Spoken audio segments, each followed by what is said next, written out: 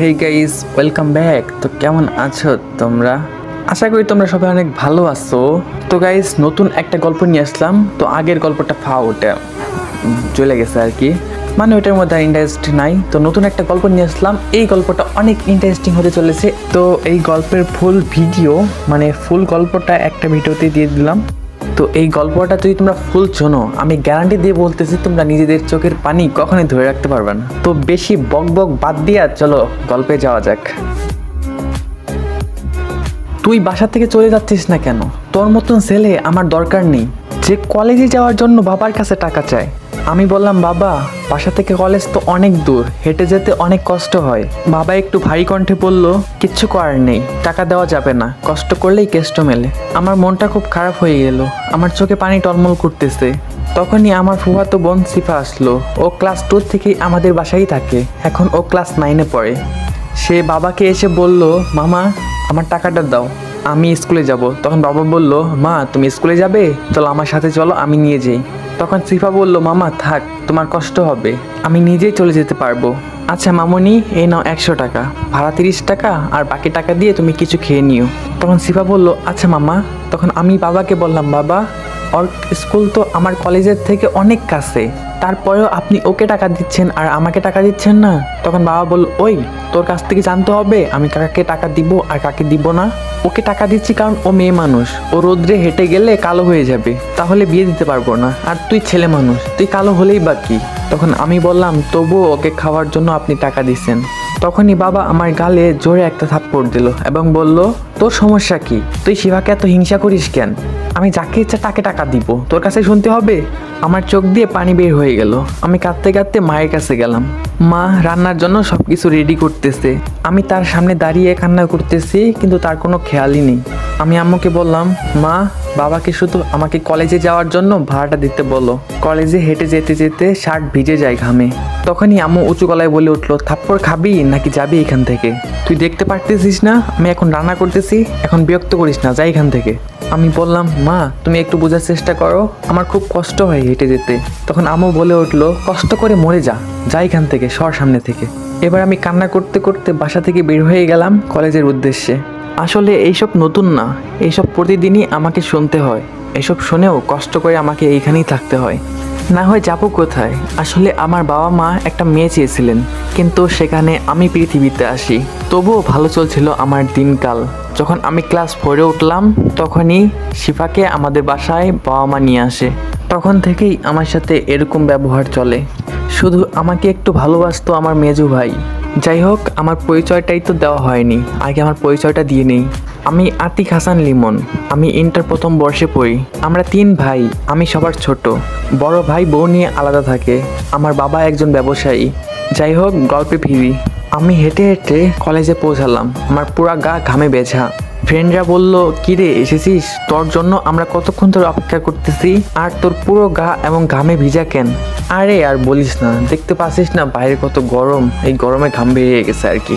তখন ওইখান থেকে আরেকজন ফ্রেন্ড বলে উঠলো, কে তোর চোখে পানি কেন, তুই কান্না করতেছিস নাকি? তখন আমি বললাম, না কান্না কেন করব, এই ময়লা টয়লা গেছে, এর জন্যই মনে হয় পানি বের হয়ে গেছে। আসলে বাসার কান্নার ছাপ এখনো মুখে ফুটে উঠেছে। তখন ওরা বলল, ওহ আচ্ছা ঠিক আছে, চল ক্লাসরুমে যাওয়া যাক। তারপর আমি বললাম, আচ্ছা ঠিক আছে চল ক্লাসরুমে চল। তারপর আমরা সবাই মিলে ক্লাসরুমে গেলাম। কিছুক্ষণ পর স্যারও চলে আসলো। আমরা সবাই মিলে স্যারকে সালাম দিলাম। স্যার বলল, আচ্ছা ঠিক আছে তোমরা সবাই বসো। স্যার আমাকে উদ্দেশ্য করে বলল, এ কি লিমন, তোমার শার্ট এমন ঘামে ভিজা কেন? পড়ালেখা তো ভালোই করিস, কোনো মেয়ের পিছে ঘুরিস না তো আবার? এইটা শুনে ক্লাসের সবাই হেসে উঠলো, শুধু আমার 3 বন্ধু বাদ দিয়ে। এইটা দেখে খুবই খারাপ লাগলো, কিন্তু তেমন কষ্ট হয়নি, কারণ স্কুলের স্যার ম্যাডামরাও কোনো না কোনোভাবে আমাকে অপমান করে। এইগুলা সহ্য করতে করতে আজ আমি ক্ষতবিক্ষত। যাই হোক, ক্লাসে স্যারের কথায় কোনো উত্তর না দিয়ে আমি চুপ করে বসে রইলাম। এরপর স্যার ক্লাস শুরু করলো। অনেক কষ্টে নিজেকে সামলিয়ে আমি ক্লাসে মন বসালাম, কারণ অপমানিত হওয়ার পর ক্লাসে মন বসানো খুবই কঠিন। তারপর ক্লাস করে ক্লাসরুম থেকে বেরিয়েই ফ্রেন্ডদের বললাম, বিড়িটা দে, আজকে আমি বিড়ি খাবো। এই কথাটা শুনে সবাই আজকে আমার দিকে অবাক দৃষ্টিতে তাকিয়ে আছে, কারণ আমি সব সময় ওদের মানা করতাম যাতে ওরা সিগারেট না খায়, আর আজকে আমি নিজেই খাইতে চাইতেছি। ওরা আমার দিকে হা করে তাকিয়ে আছে। আমি বললাম, কি হলো দে। তারপর সিয়াম আমার দিকে একটা সিগারেট আগিয়ে দিল।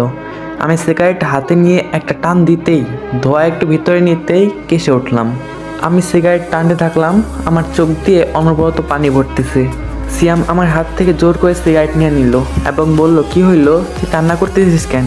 তখন আমি বললাম, কি করব বল, বাসায় অপমান, বাইরে অপমান, কলেজে অপমান, এইসব নিয়ে কি বেঁচে থাকা যায়? পাশ থেকে অন্য একটা ফ্রেন্ড বলে উঠলো, কি বাসায় অবহেলা? বাসায় অবহেলা মানে কি বলতে চাইতেছিস? আমি বললাম, শুনবি? তাহলে শোন। প্রতিদিন বাসা থেকে আমাকে 1 টাকাও দেয় না, এমনকি আমার পড়ালেখার খরচটাও দিতে চায় না। দিতে চায় না কি, একদম দেই না। আমার লাস্ট 9 বছরে আমার প্রাইভেটের খরচ দিচ্ছিল, এরপরে আর কখনোই টাকা দেয়নি। আমি টিউশনি করিয়ে নিজের খরচ নিজে চালাচ্ছি এবং আমার পড়াশোনাটা কন্টিনিউ করে যাচ্ছি। আমার পরিবার আমাকে সহ্যই করতে পারে না। আমার মেজো ভাইটা আমাকে ভালোবাসতো, কিন্তু এখন ও ভার্সিটিতে পড়ে। এইসব বলতে বলতে ওদের দিকে তাকিয়ে দেখি ওদের চোখে পানি। হঠাৎ এক বন্ধু বলে উঠলো, কিন্তু তারা এমন করে কেন? তখন আমি বললাম, শুনবি আমার কি দোষ? আমার দোষটা হলো আমি মেয়ে না হয়ে ছেলে হয়েছি। আমার বাবা মা আমার জায়গায় একটা মেয়ে চেয়েছিল, কিন্তু আমি মেয়ে হইনি। তবুও আমাদের সংসারটা ভালোই চলছিল। যখন থেকে আমার চাচাতো বোন সিফা আমাদের বাসায় আসে, তখন থেকেই আমার অবহেলিত জীবন শুরু। তখন সিয়াম বলে উঠলো, ওহ এই ব্যাপার, তাহলে থাকছিস কেন বাসায়? আমাদের বাসায় চলে আয়। তখন আমি বললাম, না থাক, তারা আমাকে যতই কষ্ট দিক আমি তাদের সাথেই থাকবো। ওরা বলল, আচ্ছা সাবধানে থাকিস। আমি বললাম, আচ্ছা তোরা থাক, আমি বাসায় যাই, নইলে আবার এই নিয়ে মারতে পারে আমাকে। তখন ফ্রেন্ডটা বললো, আচ্ছা তুই যা। ওদের কাছ থেকে বিদায় নিয়ে আমি বাসার দিকে রওনা দিলাম। একটু এগিয়ে দেখতে পাই শিফা দাঁড়ানো। আমি শিফাকে দেখেও না দেখার ভান করে হাঁটতে থাকলাম। শিফা আমার সামনে এসে দাঁড়ালো এবং বলল, কি হলো ভাইয়া, তুমি আমাকে দেখে না দেখার ভান করে চলে যাচ্ছ কেন? তখন আমি তাকে বললাম, দেখবোন, আমাকে তাড়াতাড়ি বাসায় পৌঁছাতে হবে, দেরি হলে মারতে পারে আমাকে। তখন শিফা বলল, যাবে তো বাসায়, তুমি আমার সাথে যাবে। তখন আমি বললাম, তোর সাথে যাব মানে? তখন শিফা বলল, আমার সাথেই যাবে। এটা বলেই সে একটা রিক্সা দাঁড় করালো। শিফা গিয়ে রিক্সায় উঠে গেল এবং আমাকে ডাকলো, কি হলো, আসো ওঠো। তখন আমি বললাম, না থাক, লাগবে না আমার, আমি হেঁটেই চলে যেতে পারবো। তখন শিফা বলল, ওঠো, উঠতে বলছি ওঠো, যদি না ওঠো আজকে বাসায় গিয়ে তুমি যে সিগারেট খেয়েছো এটা বলে দিব। তখন বাধ্য হয়ে রিক্সায় উঠতে হলো। আমি ভাবতে থাকলাম, এই মেয়ে জানলো কিভাবে যে আমি সিগারেট খেয়েছি? তখন শিফা হঠাৎ বলে উঠলো, কি হলো, কি ভাবছো? আমি কিভাবে জানলাম যে তুমি কিভাবে সিগারেট খেয়েছো? আমি মাথা নাড়িয়ে হ্যাঁ বললাম। তখন শিফা বলল, আমি কলেজে তোমাকে নিতে আসছিলাম, কিন্তু দূরে দাঁড়িয়ে দেখি তুমি এখানে দাঁড়িয়ে দাঁড়িয়ে তোমার ফ্রেন্ডের সাথে সিগারেট খাচ্ছ, তাই আর কাছে যাইনি, দূরে এসে এখানে দাঁড়িয়ে থাকলাম। তখন আমি তাকে জিজ্ঞেস করলাম, তুই আমাকে নিতে এসেছিস কেন? তখন শিফা বলল, আমার ইচ্ছা হয়েছে তার। তখন আমিও আর কথা বাড়ালাম না, চুপচাপ বসে আসছি। কিছুক্ষণের মধ্যেই বাসার সামনে পৌঁছে গেলাম। শিফাও নামলো, আমিও নামলাম। উপরে তাকিয়ে দেখি আম্মু তাকিয়ে তাকিয়ে দেখতেছে। তারপর আমরা দুইজন ভিতরে গেলাম। ভিতরে যেতে না যেতে আম্মু দৌড়ে এসে আমার গালে 2টা থাপ্পড় মারলো জোরে জোরে। বাবা তার পাশেই দাঁড়িয়ে দাঁড়িয়ে দেখতেছে। আমি গালে হাত দিয়ে জিজ্ঞেস করলাম, আম্মু আমাকে মারলেন কেন? তখন আম্মু বলল, মারবো না তো কি করব, তুই রিক্সায় আসলি কেন? তুই হেঁটে হেঁটে বাসায় আসবি। এতক্ষণে বুঝে গেলাম আমার দোষটা কি। তখন চিপা বলল, মামি ও আসতে চাইনি, আমি ওকে জোর করে নিয়ে এসেছি। তখন আব্বু বলল, শিফা মা তুই চুপ থাক, আমি জানি কে কীরকম। আর আমাকে বলল, এই শোন, তোকে যেন শিফার সাথে আর রিক্সায় না দেখি। শিফা চুপ হয়ে গেল। আমি আর কি করব, আমার আর চোখ দিয়ে পানি বের হচ্ছে না। কিছু না বলে আমি রুমের দিকে হাঁটা শুরু করলাম। হঠাৎ পিছন থেকে আওয়াজ আসলো, ওই দাঁড়া। আমি দাঁড়িয়ে পিছনের দিকে তাকালাম, দেখি আম্মু বলতেছে, যাচ্ছেন কোথায়? আপনার ঘরের কাজগুলো কে করবে? কাজগুলো না করলে কিন্তু খাবার জুটবে না। আমি বললাম, কে আবার করবে? আমিই করব। সত্যি বলতে বাড়ির কাজের লোকের সব কাজ আমাকেই করতে হয়। কি আর করব, পেটটাকে তো বাঁচাতে হয়। যাই হোক, কাজ করে বুঝতে পারলাম আজকে বাসায় গরুর মাংস রান্না করা হয়েছে। মনে মনে ভাবলাম, যাই হোক আজকে খাবারটা ভালোই হবে। খাবার খেতে খাবারের কাছে গেলাম। টেবিলে গিয়ে দেখি আমার জন্য খাবার বেড়ে রাখা হয়েছে। থালাটা সরিয়ে দেখি আমার জন্য শুধু ডাল ভাত রাখা হয়েছে। দেখে খুব খারাপ লাগলো। আমি আম্মুকে ডাকতে শুরু করলাম, আম্মু আম্মু। আম্মু বললো, কি হয়েছে, এমন ডাকতেছিস কেন? তখন আমি বললাম, আমার জন্য শুধু ডাল ভাত রেখেছো কেন? আজকে তো বাসায় মাংস রান্না হয়েছে। তখন আম্মু বলল, যা রেখেছি ওইটা দিয়েই খা, ওইটাই তোর কপালে আছে। এটা বললে আম্মু চলে গেল। আমি আর কিছু বললাম না। ক্ষুধা লাগছিল অনেক, কিন্তু খেলাম না। না খেয়ে রুমে চলে গেলাম। ক্লান্ত শরীর নিয়ে শুতে না শুতেই ঘুমিয়ে গেলাম। হঠাৎ অনুভব করতে পারলাম কে যেন আমাকে মারতেছে। চোখ খুলে দেখতে পেলাম আম্মু আমাকে লাঠি দিয়ে পিটাচ্ছে। আম্মু বলতে শুরু করলো, কি হলো নবাবজাদা, আপনার ঘুম হয়েছে? আপনি জানেন না আপনার বিকালে কত কাজ? আমি বললাম, আম্মু আমাকে আর মেরো না, আমার খুব কষ্ট হচ্ছে। আম্মু বলল, ওঠেন, আপনার বিকালের কাজগুলো শেষ করেন। আম্মুর মারের হাত থেকে বাঁচার জন্য উঠে দৌড়ে চলে গেলাম বাসন মাজতে। বাসনগুলো নিয়ে মাজতে শুরু করলাম। রান্নাঘরে শিফা আসলো এবং বলল, দাও এগুলো আমি মেজে দিচ্ছি, তুমি দরজার সামনে গিয়ে দেখো এদিকে কেউ আসে কিনা। তখন আমি শিফাকে বললাম, না থাক, আমি মাজতে পারবো, তুই আর আমাকে মার খাওয়াস না, তোর জন্য আমি সকালে মার খেলাম। শিফা আর কিছু বলল না, মনে হয় ও মনে কষ্ট পেয়েছে, তাই মন খারাপ করে চলে গেল। আমি বাসনগুলো মেজে খাবার খেয়ে চলে গেলাম টিউশনি পড়াতে। তারপর আমার স্টুডেন্টদের পড়িয়ে আমি বাসায় আসার জন্য হাঁটা শুরু করলাম। আমি হাঁটতেছি আর ভাবতেছি কবে পাবো আমি এই অবহেলিত জীবন থেকে মুক্তি। এইসব ভাবতে ভাবতে আমি বাসায় চলে আসলাম। বাসায় এসে হালকা কিছু কাজ করে নিলাম, তারপর পড়তে বসলাম। কিছুক্ষণ পড়ালেখা করে তারপর খেতে গেলাম। খাবার টেবিলে গিয়ে দেখলাম সবাই খেতেছে। এতে আমার কোনো দুঃখ হয়নি, কারণ প্রতিটা দিনই এরা আমাকে রেখেই খায়। আমি দেখলাম টেবিলে আমার জন্য ভাত বেড়ে রেখে দিছে। আমি গিয়ে দেখলাম এখনো আমার জন্য ডাল ভাত বেড়ে রাখা। হালকা মন খারাপ হলো, পাশে তাকিয়ে দেখলাম সবার প্লেটেই মাংস। এতে তো মন খারাপ হলো, কিন্তু আমি খেয়ে নিলাম। তারপর গিয়ে পড়তে বসলাম, কিন্তু গরমের জন্য পড়া ঠিকভাবে হচ্ছে না। সব রুমে ফ্যান থাকলেও আমার রুমে ফ্যান নেই। টি শার্ট খুলে আমি পড়তে শুরু করলাম। কিছুক্ষণ পড়ার পর দেখলাম ঘামে আমার পুরো শরীর ভিজে গেছে। তারপর দিলাম ঘুম। সকালে ঘুম থেকে উঠে দেখি 8টা বেজে গেছে, কিন্তু কেউ আমাকে মেরে ঘুম থেকে ওঠায়নি। আমার ভাবতে অবাক লাগতেছে, প্রতিদিন তো 7টার সময়ই ঘুম থেকে না উঠলে মারতে মারতে আমার শরীর ব্যথা করে দেয়। প্রতিদিন আমার মার খেয়ে কাঁদতে কাঁদতেই দিন শুরু হয়, কিন্তু আজকে তো তা আর হলো না। যাই হোক, বিছানা থেকে উঠে ফ্রেশ হয়ে রুম থেকে বের হলাম। রুম থেকে বের হয়ে তো আমি আরও অবাক হলাম। দেখি আম্মু রান্না করতেছে। বাজার করলো কে? প্রতিদিন তো আমারই বাজার করতে হয়, আজকে কে বাজার করলো? আম্মু আমার দিকে তাকিয়ে আমার কাছে আসলো, এসে আমাকে জড়িয়ে ধরলো এবং বলল, বাবা আমাকে ক্ষমা করে দে, আমি এতদিন তোর ওপর নির্বিচারে অনেক অবহেলা করেছি, অনেক কষ্ট দিয়েছি, আমাকে ক্ষমা করে দে বাবা। শুধু আমার মেয়ে হোসনি বলে তোকে অনেক অবহেলা করেছি, তোকে অনেক কষ্ট দিয়েছি, তুই অনেক কষ্ট পেয়েছিস তাই না রে? আমি একটা ঘরের ভিতরে চলে গেলাম। আজকে হলোটা কি আম্মুর? আম্মু হঠাৎ এমন কথা বলতেছে, আমি কি বড় কোনো ভুল করে ফেললাম নাকি? প্রথমে আম্মু এমন ব্যবহার করতেছে, পরে আমাকে মারবে। আমি আম্মুকে বললাম, আম্মু আমি কি ভুল করেছি আমাকে বলো, তবুও আমাকে মারার জন্য আর এরকম করে কথা বললো না। তখন আম্মু বলল, আরে না বাবা, তুই ভয় পাচ্ছিস কেন? তোকে আমি আর কখনো মারবো না, তোকে এখন থেকে অনেক আদর করব। শুধু তুই আমাকে তোর সাথে করা অন্যায়ের জন্য, তোর চোখ দিয়ে পানি বের করানোর জন্য, তোকে এতটা কষ্ট দেওয়ার জন্য আমাকে ক্ষমা করে দে। তখন আমি আম্মুকে বললাম, না আম্মু, তোমাকে ক্ষমা চাইতে হবে না, তোমাদের আমি অনেক আগেই ক্ষমা করে দিয়েছি, শুধু তোমরা আমাকে একটু আদর আর ভালোবাসা দিও। তখন আম্মু বলল, বাবা সত্যিই আমি তোকে বুঝতে পারিনি, তুই আমার রত্ন। এটা বলেই আম্মু আমাকে জড়িয়ে ধরলো। আমিও বললাম, আম্মু তুমি অনেক ভালো। আমার খুশিতে চোখ দিয়ে পানি বের হয়ে গেল। আম্মু জিজ্ঞেস করলো, কি হলো, তুই কান্না করছিস কেন?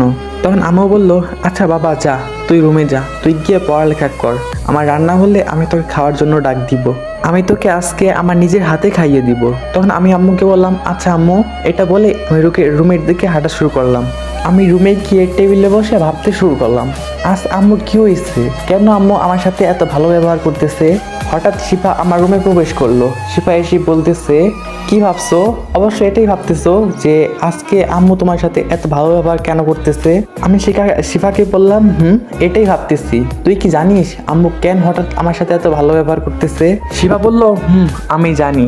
শোনো তাহলে কালকে রাত্রের কাহিনী। আম্মু স্বপ্নে দেখেছে যে তুমি সকালে ঘুম থেকে দেরিতে উঠেছো, আর তোমাকে মারতে মারতে আম্মু রক্ত বের করে দিছে। তোমার শরীর থেকে এত রক্তপাত হয়েছে যে তুমি একদম সেন্সলেস হয়ে পড়ছিলা। হঠাৎ তোমার মেজো ভাই এসে তোমার আম্মুকে বলল, আম্মু তুমি আমার ভাইটাকে এত মারলে কেন? তোমার মনে কি একটুও দয়া মায়া নাই? এই কথা শুনে মামিরও অনেক খারাপ লাগে। সেও নিজের চোখকে বিশ্বাস করতে পারতেছিল না যে তোমাকে এত মেরে রক্ত বের করে দিছে। তুমি তোমার মেজো ভাইয়ার কোলে ভাইয়া বলে অজ্ঞান হয়ে গেলা। তখন তোমাকে ভাইয়া ডাকলো, এই লিমন, লিমন ওঠ। অনেকবার এভাবে ডাকার পরেও তুমি তোমার চোখ খুললে না। তারপরেই তোমাকে কোলে নিয়ে হাসপাতালের দিকে রওনা দিল। একটা রিক্সায় করে তোমাকে হাসপাতালে নিতে চাইলো ভাইয়া, কিন্তু তোমার আম্মু বলল, এই হাবিব দ্বারা আমাদের গাড়িতে করে ওকে হাসপাতালে নিয়ে চল। তখন ভাইয়া বলল, না আম্মু, তোমাদের বাসার কিছু আমার ভাইয়ের লাগবে না, বলেই রিক্সা নিয়ে হাসপাতালের দিকে গেল। কথাটা শুনে মামি অনেক কষ্ট পেল, ভিতরে ভিতরে নিজে অনেক অনুতপ্ত হলো। সে মনে মনে ভাবতেছিল, সে কি এতটাই নিষ্ঠুর, নিজের ছেলেকে মেয়ে রক্তাক্ত করেছে, নিজের ছেলের এত অনুরোধ তার কানে যায়নি। তার তোমার জন্য খুব মায়া লাগতে লাগলো। সে গাড়ি নিয়ে ভাইয়া রিক্সার পিছনে পিছনে যেতে লাগলো। ভাইয়া হাসপাতালে পৌঁছে গেল, মামিও পৌঁছে গেল। ডাক্তার তোমাকে ভিতরে ঢুকালো, ভাইয়াও সাথে গেল। যেই না মামি ঢুকতে গেল, তখনই তাকে আটকে ভাইয়া বলল, না, তোমার ভিতরে আসার দরকার নেই। তখনই মামি চিৎকার করে ঘুম থেকে উঠে গেল এবং বলতে শুরু করলো, এই আমাকে যেতে দে, আমার ছেলের কাছে আমাকে যেতে দে, আমার ছেলেকে দেখতে দে, আমি যে অনেক বড় ভুল করে ফেলেছি, বলেই মামি কান্না শুরু করে দিল। তখনই পাশ থেকে মামা লাফিয়ে উঠলো এবং বলল, এই কি হয়েছে তোমার, তুমি এইভাবে কান্না করতেছো কেন? তখন মামি ভেজা ভেজা কণ্ঠে তোমার আব্বুকে বলল, আমরা ছেলেটার প্রতি অনেক অন্যায় করে ফেলছি, ওকে অনেক কষ্ট দিয়ে ফেলছি, ওর সাথে আর খারাপ ব্যবহার করা যাবে না, ওকে আগলে রাখতে হবে। তখনই মামা বলল, আসছে, যাও তুমি ওর সাথে ভালো ব্যবহার করো, আমি করতে পারবো না, ওকে আমার একদম সহ্যই হয় না। তখন মামি বলল, তুমি যা করার করো, কিন্তু আমার ছেলেকে আমি আর কষ্ট পেতে দিব না, আমি গিয়ে একবার দেখে আসি আমার ছেলেটা কেমন আছে। তখন মামা বলল, কি জানি কি স্বপ্ন দেখলো, কে থেকে কি হলো, কিন্তু আমি কখনোই চেঞ্জ হব না, আমি আমার মতন করেই থাকবো, আমার এত আধিক্যতা ভালো লাগে না, বলেই শুয়ে পড়ল। এইদিকে মামি তোমার রুমে এসে দেখে তুমি ঘামে ভেজা শরীর নিয়ে ঘুমাচ্ছ। সে তোমার কাছে গিয়ে তার নিজের আঁচল দিয়ে ঘাম মুছে দিল, তারপর অন্য ঘর থেকে পাখা এনে তোমাকে বাতাস করতে থাকে। তারপর ভোরবেলা চলে গেল। তারপর সকালবেলা মামাকে জোর করে বাজারে পাঠালো এবং বাসায় একটা চাকর আনতে বললো। তারপর তোমার ঘুম ভাঙলো, আর তারপর সব কিছু তো তুমি জানোই। এটা বলেই সে কালকে রাত্রের কাহিনী শেষ করলো। আমি বললাম, আজকে আমার খুব খুশি লাগতেছে রে।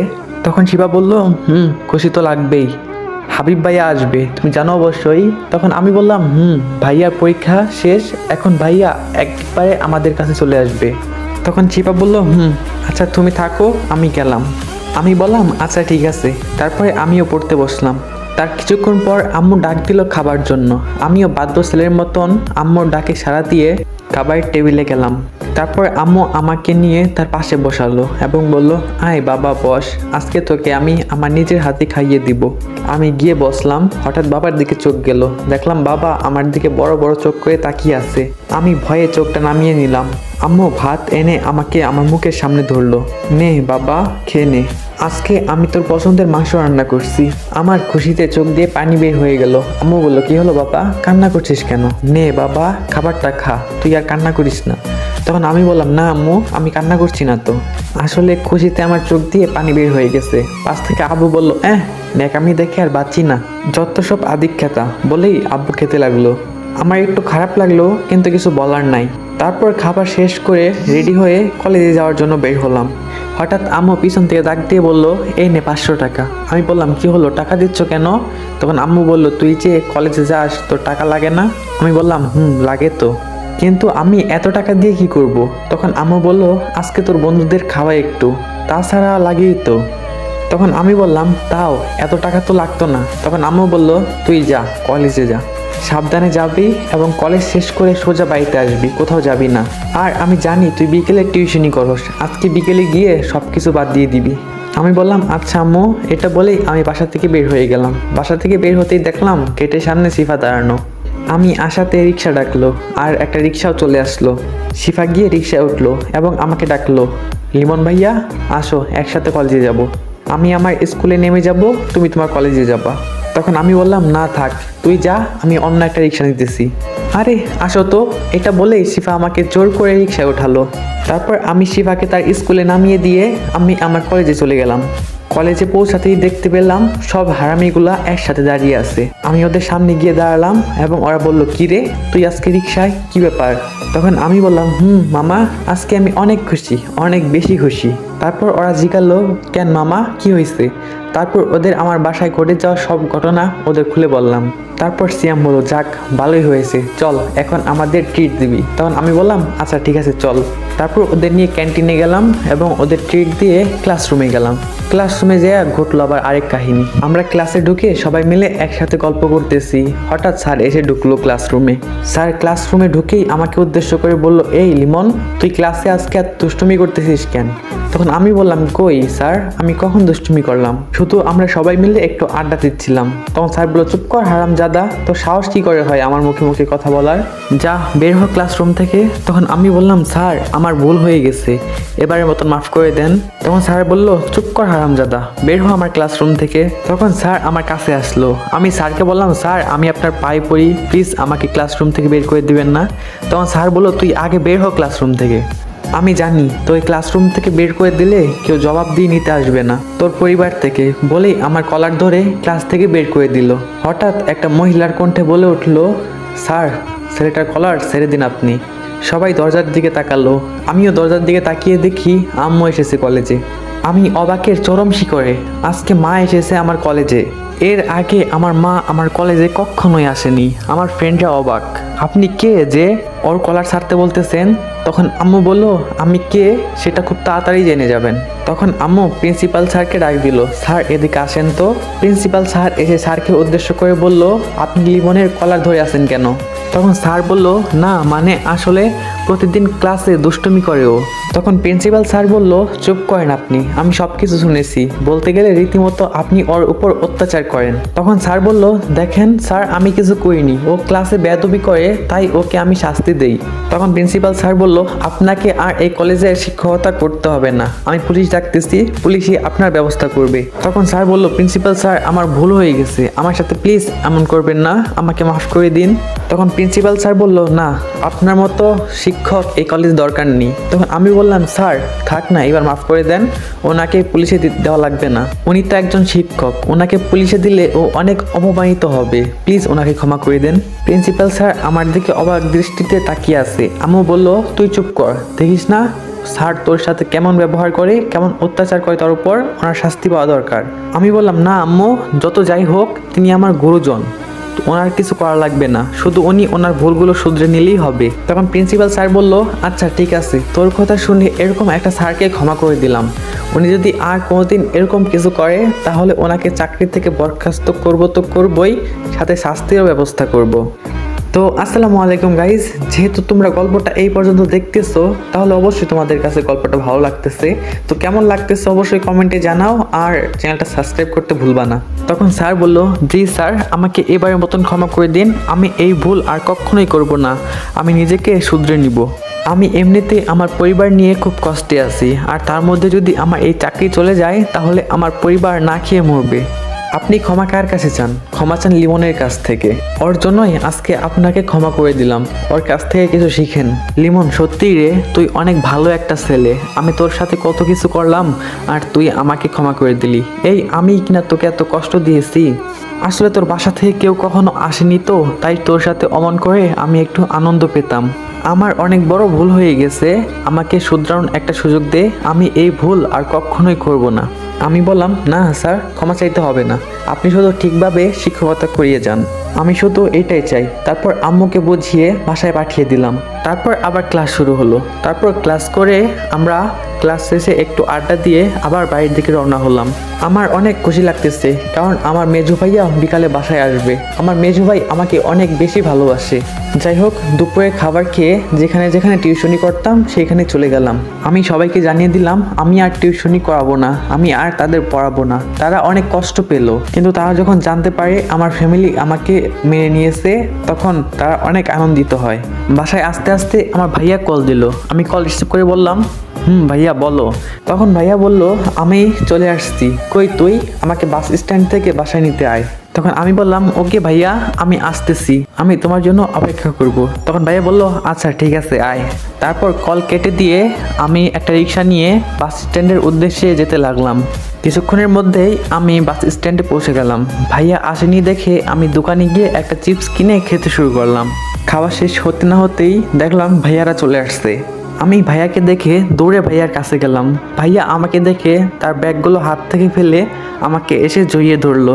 ভাইয়া বলল, কিরে খাস না নাকি? তুই শুকিয়ে কি হয়েছিস? বুঝেছি, তোর সাথে বাসায় অনেক খারাপ ব্যবহার করে, তোকে অনেক অবহেলা করে, তাই না? আমি বললাম, না ভাইয়া, এখন আমাকে কেউ আর অবহেলা করে না, এখন সবাই আমাকে অনেক ভালোবাসে, কিন্তু বাবা এখনো আমাকে দেখতে পারে না। তখন ভাইয়া বলল, আল্লাহর কাছে দোয়া কর, আল্লাহ তাআলা সবকিছু ঠিক করে দিবেন। ভাইয়া বলল, এখন চল বাসায় চল, তোর জন্য অনেক গিফট এনেছি, চল বাসায় চল, তোকে দেখাবো। তারপর ভাইয়াকে নিয়ে বাসায় গেলাম। বাসায় যেতেই দেখতে পারলাম বাবা ভাইয়াকে কত আদর করতেছে, যা দেখে আমার চোখে পানি চলে আসলো, কারণ বাবা কখনোই আমাকে এইভাবে আদর করেনি, সবসময় আমাকে কষ্ট দিয়েছে, সবসময় আমাকে অবহেলা করেছে। তখনই শিফা আমার পাশে এসে দাঁড়ালো এবং বলল, ভাইয়া তুমি কান্না করছো কেন? বুঝেছি, আব্বু ভাইয়াকে অনেক আদর করতেছে, ওইটা দেখে তোমার অনেক কষ্ট হচ্ছে, তাই না? তখন আমি বললাম, একটু কষ্ট হচ্ছে, বাবা আমাকে কখনোই এইভাবে আদর করেনি, সবসময় আমাকে অবহেলা আর কষ্ট দিয়েছে। তখন শিবা বলল, থাক তুমি আর কষ্ট পেও না, দেখো আল্লাহ তাআলা সবকিছু একদিন ঠিক করে দিবে। তারপর ভাইয়া রুমে গেল। ভাইয়া আমাকে বলে গেল, ফ্রেশ হয়ে একটু পর আমার রুমে আসিস। আমিও ভাইয়ার কথা মতো আমার রুমে চলে গেলাম। আমি রুমে গিয়ে তো অবাকের চরম শিখরে, কারণ আমার রুমটা একদম পরিষ্কার করে গোছানো এবং আমার রুমে ফ্যানও লাগানো হয়েছে। এরকম হবে আমি সত্যি কখনো ভাবিনি। যাই হোক, আমি ফ্রেশ হয়ে ভাইয়ার রুমে গেলাম। আমি বললাম, ভাইয়া আসবো? ভাইয়া আমাকে দেখে বলল, ওই তুই এসে গেছিস, আর আমার রুমে আসার জন্য তোর অনুমতি লাগে নাকি? আয় আয় তাড়াতাড়ি আয়, আর কখনো আমার রুমে আসার সময় অনুমতি নিবি না, ঠিক আছে? তখন আমি বললাম, আচ্ছা ভাইয়া, কিসের জন্য ডাকছো বলো এবার। তারপর ভাইয়া বলল, আগে আমার কাছে বস, তারপর বলতেছি। আমি ভাইয়ার কাছে গিয়ে বসলাম। ভাইয়া আমাকে বলল, তোর এতদিন অনেক কষ্ট হচ্ছে তাই না? তখন আমি বললাম, না ভাইয়া, আমি এখন ভালোভাবেই আছি। তখন ভাইয়া বলল, সেটা তো তোর শরীর দেখেই বোঝা যায়। আমি চুপ করে রইলাম, আমার চোখ দিয়ে পানি বের হয়ে গেল ভাইয়ার ভালোবাসা দেখে। তখন ভাইয়া বলল, এই তুই কান্না করতেছিস কেন? তুই জানিস না তোর কান্না আমার ভালো লাগে না? তখন ভাইয়া একটা জিনিস বের করে বলল, এই দেখ তোর জন্য আমি কি এনেছি। আমি দেখলাম ভাইয়া অনেকগুলা শার্ট এবং অনেকগুলা প্যান্ট বের করলো, সাথে একটা ঘড়ি, একটা সানগ্লাসও দিল। ভাইয়া ওগুলা আমাকে দিয়ে বলল, এগুলা তোর পছন্দ হয়েছে তো? আমি মাথা নাড়িয়ে হ্যাঁ বললাম। তখন ভাইয়া বলল, আরো কিছু লাগলে আমাকে বলবি, তুই আমার কলিজা, তোর যা লাগবে আমাকে বলবি, আমি সব কিছু দেওয়ার চেষ্টা করব। আমি বললাম, আচ্ছা ভাইয়া। আমি ভাইয়াকে বললাম, ভাইয়া তুমি খুব ভালো, এটা বলেই ভাইয়াকে জড়িয়ে ধরে কান্না করে দিলাম। তখন ভাইয়া বলল, আরে বোকা, কান্না করেছিস কেন? তোকে একটা গিফট তো এখনো দেইনি। আমি ভাইয়ার দিকে জিজ্ঞাসা দৃষ্টিতে তাকালাম। ভাইয়া ব্যাগ থেকে একটা বক্স বের করে আমাকে দিল। আমি ভাইয়াকে জিজ্ঞেস করলাম, এটা কি ভাইয়া? তখন ভাইয়া বলল, এটা তোর জন্য স্মার্টফোন। আমার ভাই কলেজে উঠবে কিন্তু একটা স্মার্টফোন চালাবে না, এটা কিভাবে হয়? আমার স্মার্টফোন দেখে আমার তো খুশিতে লাফাতে ইচ্ছা করলো। আমি লাফাতে যাব, অমনি ভাইয়ার দিকে তাকিয়ে থেমে গেলাম। ভাইয়া বলল, হয়েছে হয়েছে, থাক আর নাচতে হবে না, যা রুমে গিয়ে ফোনটা চার্জ দে, আর দেখ জামা কাপড়গুলো ঠিক আছে কিনা, তোর পছন্দ হয়েছে কিনা। আমি বললাম, আচ্ছা ভাইয়া। তাই বলেই আমার রুমে চলে আসলাম। এভাবেই চলে গেল একটি মাস। এই মাসটা আমার খুব ভালোভাবে কেটেছে, কিন্তু বাবার জন্য মাঝে মাঝে কষ্ট লেগেছে। এখন ভাইয়ার বিয়ের কাজ শুরু হয়েছে বাসায়। আজকে বিকেলে সবাই মিলে মেয়ে দেখতে যাব। বিকেল হলো, সবাই মেয়ে দেখার জন্য বের হলো। আমিও রেডি হয়ে বের হলাম। বাবা আমাকে উদ্দেশ্য করে হঠাৎ বলে উঠলো, ওর যাওয়া লাগবে না, ও যাবে কি জন্য? এই কথা শোনার পর কষ্টে আমার চোখে পানি বের হয়ে গেল। তখন আম্মু বলল, আজকের দিনও তুমি আমার ছেলেটাকে কাঁদালে, তুমি কি জীবনেও ভালো হবে না? তখন বাবা বলল, ওর মতন ছেলে আমার দরকার নেই, আর এটার জন্য খারাপ হলে হ্যাঁ আমি খারাপ। তখন আমি বাবাকে উদ্দেশ্য করে বললাম, আচ্ছা ঠিক আছে তোমরা যাও, আমি বাসায় থাকবো। এটা বলেই আমি বাসার দিকে রওনা শুরু করলাম। তখন ভাইয়া বলল, ওই দাঁড়া, আমার জন্য মেয়ে দেখতে যাচ্ছে আর তুই যাবি না? তাহলে তো আমিও যাব না। বলেই আমার কাছে এসে আমার হাত ধরে নিয়ে আমাকে গাড়িতে উঠালো। আমিও আর কোনো কথা বলতে পারলাম না। গাড়ি ছেড়ে দিল। কিছুক্ষণের মধ্যেই পৌঁছে গেলাম আমরা মেয়েদের বাসায়। তারপর আমরা গাড়ি থেকে নেমে ভাইয়ার সাথে একসাথে থেকে আমরা একসাথে মেয়েদের বাসায় ঢুকলাম। বাবা মা সবার সাথে কুশল বিনিময় করলো। তারপর আমাদের সামনে মেয়েকে নিয়ে আসা হলো। ভাইয়ার মেয়েকে অনেক পছন্দ হলো এবং এক সপ্তাহ পরে বিয়ে ঠিক করা হলো। বিয়েতে ঘটলো আরেক কাহিনী। এক সপ্তাহ পর বিয়ের ডেট ঠিক করা হলো। তারপর সবাই বাসায় চলে আসলাম। তারপর বাসায় বিয়ের কাজ শুরু হয়ে গেল। ভাইয়াও খুব খুশি বিয়েতে, তবে এখনো ভাবির সাথে আমার কথা হয়নি। ভাইয়া বলছিল কথা বলতে, কিন্তু আমি বলিনি। যাই হোক, বাসায় অনেক কাজ। ভাইয়ার কথা মতো আমি আমার বন্ধুদেরকেও দাওয়াত দিলাম। আমি বাবার সামনে তেমন একটা যেতাম না ভয়ে, যদি বাবা আমার বন্ধুদের সামনেও আমাকে অপমান করে, তবুও সময় পেলেই কিছু না কিছু করতোই, যাতে আমি কষ্ট পাই। এইভাবে চলে আসলো বিয়ের দিন। সব আত্মীয় স্বজন চলে আসলো। আমরা সবাই চলে গেলাম ভাবিদের বাড়ি। সেইখানে গেটে টাকা দিয়ে আমরা সবাই ভিতরে ঢুকলাম। বন্ধুরা আলাদা হলো মেয়ে দেখার জন্য, কিন্তু আমার তো আর সেদিকে ভালো লাগে না। আমি একা একা বিয়ে বাড়িতে হাঁটতে লাগলাম। হঠাৎ কোথা থেকে যেন একটা মেয়ে এসে বলল, হাই বিয়া সাহেব। আমি তখন বললাম, জি আমাকে বলছেন? তখন মেয়েটি বলল, আপনাকেই বলছি। তখন আমি বললাম, কিন্তু আপনাকে তো ঠিক চিনতে পারলাম না। তখন মেয়েটি আমাকে বলল, আমি আপনার ভাবির একমাত্র ছোট বোন ঋতু। তখন আমি বললাম, ও আচ্ছা, তাহলে আপনি তো আমার বেআইন। তখন কোথা থেকে যেন আবার শিফা চলে আসলো। শিফা এসেই বলল, ভাইয়া তুমি এখানেও কেন, আর এখানে কি কথা চলে? তখন ঋতু বলল, এই মেয়ে কে তুমি? তুমি দেখতে পারতেছো না আমরা কথা বলতেছি? তুমি মাঝখানে এসে ডিস্টার্ব করতেছো কেন? তখন শিফা একটু রেগে গিয়ে বলল, এই মেয়ে তোমার সমস্যা কি? এ আমার বয়ফ্রেন্ড এবং আমার ফুয়াতো ভাই। আমি শিফার কথা শুনে তো একদম আকাশ থেকে পড়লাম, কি বলতেছে এই মেয়ে? তখন ঋতু আমাকে বলল, কি হলো লিমন, এই মেয়েটা কি সত্যি কথা বলতেছে? আমি কিছু বলতে যাব, তখনই শিফা আমাকে আটকে দিয়ে বলল, ও কি বলবে, যা বলার তো সব কিছু আমি বলেই দিয়েছি। তখন ঋতু বলল, লিমন এগুলা কি হচ্ছে? তখন শিফা ঋতুকে বলল, এই মেয়ে তুই একদম কথা বলবি না, তোকে যেন লিমনের আশেপাশেও না দেখি। এটা বলেই শিফা আমাকে টানতে টানতে ভিতরে নিয়ে গেল। আমি শিফাকে বললাম, কি হচ্ছে এগুলা? তুই কি করতেছিস এগুলা? কি বললি ওকে এগুলা? তুই কেন বললি এমন কথা? তুই এখন আমার সামনে থেকে যা, আমাকে একটু ভালো থাকতে দে। তখন শিফা আমাকে বলল, কেন, আমি তোমাকে খারাপ কি করেছি?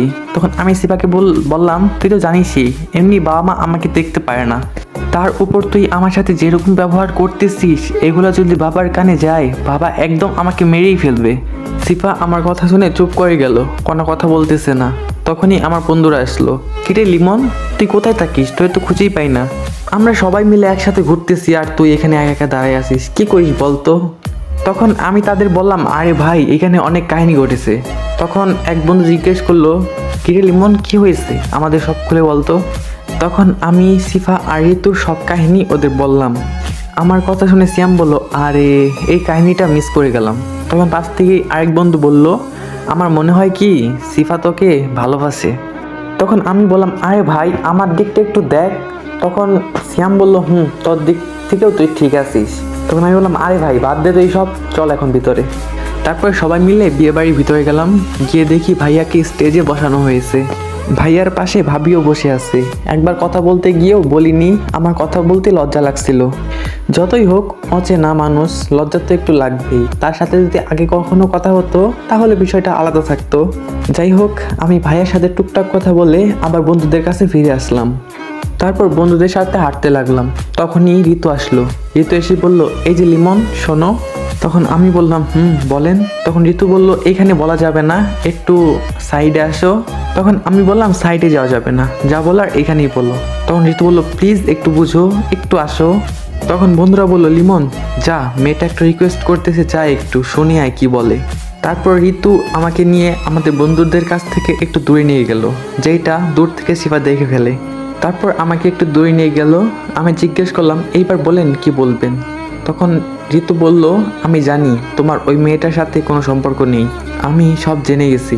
তখন আমি বললাম, তো তাতে আপনার কি বা আমারই বা কি? আমার আবার কি, আমি তোমাকে ভালোবাসি, আমি তোমাকে হারাতে চাই না। আমি জানি ওই ডাইনিটাও তোমাকে ভালোবাসে। তখন আমি তাকে বললাম, দেখুন আমি এসব পছন্দ করি না, আর আমি লেখাপড়া করতে চাই।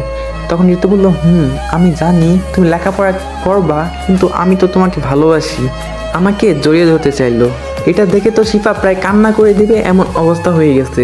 আর এদিকে ঋতু যখনই আমাকে জড়িয়ে ধরতে যাবে, তখনই ঠাস করে ওর গালে একটা থাপ্পড় লাগিয়ে দিলাম এবং বললাম, কি ভেবেছেনটা কি আপনি? আজকে দেখলেন, আজকেই পছন্দ হলো, আজকেই ভালোবাসার কথা চাইলেন, আজকে আপনি জড়িয়ে ধরতে চাইতেছেন, এটা কি ভালোবাসা বলে? এটা কি ভালো মেয়েদের কাজ? তখন ঋতু বলল, তাই বলে কি তুমি আমাকে থাপ্পড় মারবে? তো কি করবো আমি এখন? ভাল লাগে না এইসব, অসহ্যকর, সরো এখান থেকে। শিফা দূর থেকে দাঁড়িয়ে দাঁড়িয়ে দেখতেছে আমাদের কাহিনী। ওর সাথে খারাপ ব্যবহার করা দেখে শিফার মনটাও ভালো হয়ে গেল। শিফা মনে মনে যেটা চেয়েছে সেটাই হলো। ঋতু আমাকে বলল, লিমন তুমি কাজটা মোটেও ঠিক করো নাই, এর প্রতিশোধ আমি নিব। তুমি যেভাবে আমাকে মারলে দেখো তোমাকে আমি কি করি। এটা বলেই সে চলে গেল। আমিও চলে গেলাম বন্ধুদের কাছে। বন্ধুরা জিজ্ঞেস করলো, কি রে কি হলো এখানে? তারপর ঋতু আমার সাথে যা যা করেছে সব বন্ধুদের বললাম। তখন সিয়াম বলল, কি করেছিস তুই এটা? এখন যদি মেয়েটা তোর সাথে কিছু করে? তখন আমি বললাম, কি করবে ও? আমি ওর সাথে কিছু খারাপ করেছি নাকি? দোষটা সম্পূর্ণ ওর ছিল। তখন বন্ধুরা বলল, তাও ঠিক। তারপরে খাওয়ার জন্য ডাক দিল আমাদের। তারপর আমরা চলে গেলাম খেতে। সবাইকেই খেতে ডাকছে, সবাই খেতে বসছে। ভাইয়াকেও এনে বসালো খাইতে। আমরা গিয়ে টেবিলে বসে আছি খাওয়ার জন্য। আমি খেয়াল করলাম ঋতু টেবিলে বসে এখনও কান্না করতেছে। কান্না করতে করতে উঠে তার বোনের কাছে গেল এবং তার বোনকে সব কিছু খুলে বলল। তার বোন তাকে বলল, আরে বোকা কান্না করতেছিস কেন? ও তোর সাথে এমন ব্যবহার করছে না, এর শাস্তি ওকে আমি দিবই। আগে আমি ওদের বাসায় যেয়ে নিই। তারপর ঋতু বলল, আচ্ছা। এটা বলেই সে উঠে চলে আসলো আবার খাবার টেবিলে। তারপর ভাবি ভাবলো কিভাবে আমাকে উচিত শিক্ষা দিতে হবে। খাওয়া দাওয়া করে বিয়ে পড়িয়ে আমরা সবাই মিলে বাসার দিকে রওনা হলাম। আমি খেয়াল করলাম ঋতু আমাদের সাথে আমাদের বাসায় যাচ্ছে। আমি মনে মনে ভাবলাম, ও যাচ্ছে যাক, তাতে আমার কি। আমি আর আমার বন্ধুরা মিলে একটা গাড়িতে উঠলাম। গাড়িতে সবাই মিলে দুষ্টুমি করতেছি আর গাড়ির মতন চলতেছে। কিছুক্ষণের মধ্যেই গাড়ি বাসার সামনে এসে দাঁড়ালো। সবাই নেমে রেডি হতে থাকলো ভিতরে যাওয়ার জন্য। আমরা সবাই দরজার সামনে দাঁড়ালাম। আম্মু এসে ভাইয়া এবং ভাবিকে বরণ করে ঘরে তুললো। তারপর সবাই বাড়ির ভিতরে প্রবেশ করলাম। অনেক ক্লান্ত লাগছিল, তাই আমি বন্ধুদেরকে নিয়ে আমার রুমে প্রবেশ করলাম। বাড়িতে সবাই আনন্দ করতেছে, কিন্তু ঋতু মন খারাপ করে ওর বোনের কাছে বসে আছে। ঋতুর মন খারাপ, তার বোন মানে আমার ভাবি আর সহ্য করতে পারলো না। সে একটা বুদ্ধি বের করলো আর ওই বুদ্ধি অনুযায়ী ঋতুকে বলে দিল আমাকে ক্ষতি করার জন্য। ঋতু এতে অনেকটাই খুশি হলো, আমার কোনো না কোনো একটা ক্ষতি করতে পারবে এটা ভেবে। ঋতু তার থাপ্পড় প্রতিশোধ দিতে পারবে। এরপর আমরা ফ্রেশ হয়ে বাইরে বের হলাম। সবাই আলাদা আলাদা হয়ে আড্ডা দিচ্ছি। তখনই ঋতু আসলো আমাদের কাছে। আমি একবার ঋতুর দিকে তাকিয়েও না দেখার ভান করে থাকলাম। ঋতু আমার কাছে আসলো এবং বলল, লিমন শোনো, তোমাকে আমার কিছু কথা বলার ছিল। তখন আমি বললাম, কি বলবেন বলেন। আর দুপুরে যে আমি থাপ্পড় মারছিলাম ওইটার জন্য সরি।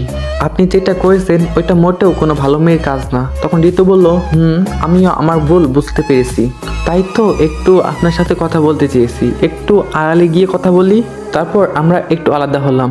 এবার শিফা খেয়াল করেনি যে আমরা আলাদা হয়ে কথা বলতেছি। ঋতু তখন ফোন বের করে কাকে যেন কি মেসেজ লিখলো। তারপর আমি তাকে বললাম, কি বলবেন বলেন। তখন ঋতু বলল, দেখো আমি যা করেছি সব না বুঝে করেছি। আমি তখন বুঝতে পারিনি, এখন বুঝতে পারছি কতটা খারাপ করেছিলাম আমি তখন আমি বললাম, আচ্ছা ঠিক আছে, আর এরকম ভুল না করলেই হবে। তারপর বাড়িতে চিল্লাচিল্লি শুরু হলো। তারপর সবাই মিলে সেখানে গেলাম। আমরা সবাই গিয়ে শুনতে পেলাম ভাবি নাকি তার একটা গয়না খুলে ওয়াশরুমে গেছিল, এখন সেই গয়নাটা খুঁজে পাচ্ছে না। ভাবির এমন কথা শুনে সবাই চলে আসলো সেখানে। ভাইয়া ভাবিকে জিজ্ঞেস করলো কখন হলো এমন। তখন ভাবি ভাইয়াকে বলল, এই তো একটু আগে আমি ওয়াশরুমে গেলাম, ওয়াশরুম থেকে বের হয়ে দেখি গয়নাটা নেই। আমি অনেক খোঁজাখুঁজি করলাম, যখন পেলাম না তখন তোমাদের ডাকলাম। তখন সেখানে ঋতু গিয়ে বলল, কি বলো ভাবি, আমি তো একটু আগে তোমার রুম থেকে লিমনকে বের হতে দেখলাম। আমি এই কথা শুনে অনেকটাই শক খেলাম। আমি তখন বললাম, কি বলছেন আপনি? আমি তো একটু আগে আপনার সাথেই কথা বললাম। তখন ঋতু বলল, আপু তুমি ওর কথা বিশ্বাস করো না, তুমি ওকে চেক করো অথবা ওর রুম চেক করো, দেখো ঠিক গয়না পেয়ে যাবা। তখন আমি বললাম, পাগল হয়ে গেছেন আপনি, কি বলতেছেন এইসব? আমি তো এই রুমে যাইনি, আমি তো এতক্ষণ আপনার সাথেই কথা বললাম, আপনি কেন মিথ্যা কথা বলতেছেন? আর চেক করাই বা কথা আমাকে নিয়ে উঠছে কেন? তখন পাশ থেকে বাবা বলল, তুই চুপ কর, তুই আমার কাছে আয়। তারপর আমি অনেকটাই ভয় নিয়ে বাবার কাছে গেলাম। বাবা আমাকে চেক করতে লাগলো। কিছুক্ষণ পর খেয়াল করলাম বাবা আমার পকেট থেকে একটা চেইন বের করলো। আমিও অবাক, এই চেন আমার পকেটে আসলো কিভাবে? বাবা আমার দিকে রাগি চোখে তাকালো। তারপর বাবা ওইখান থেকে চলে গেল। ভাইয়া আমার কাছে আসলো, কাছে এসে ঠাস ঠাস কয়েকটা থাপ্পড় আমার গালে লাগিয়ে দিল। ভাইয়া তখন আমাকে বলতে শুরু করলো, কি কইনি তোর জন্য? কোনটা চেয়েছিস যেটা দেইনি আমি? তুই যা চেয়েছিস ওইটা দেওয়াই ট্রাই করছি, তারপরেও তোকে এইভাবে চুরি করতে হলো, তাও আবার নিজের ভাইয়ের ঘরে।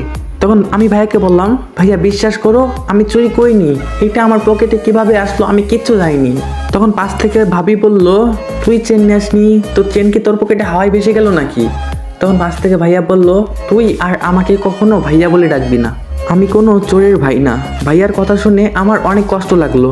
যেই ভাইয়া আমাকে এত ভালোবাসতো, পরিবারের সবাই আমাকে অবহেলা করতো, কিন্তু ভাইয়া আমাকে ভালোবাসা দিয়ে আগলে রেখেছে, আর সেই কিনা আজকে বলতেছে যে আমি তার ভাই না। আমার সাথে কেন এমন হলো? আমি তো কিচ্ছু করিনি। আর চেনটা আমার পকেটে কেমনে আসলো আমি তো কিচ্ছুই বুঝতে পারতেছি না। আমি ভাইয়াকে বললাম, ভাইয়া বিশ্বাস করো, আমি জানি না এই চেনটা আমার কাছে কিভাবে আসলো, আমি দেখিনি।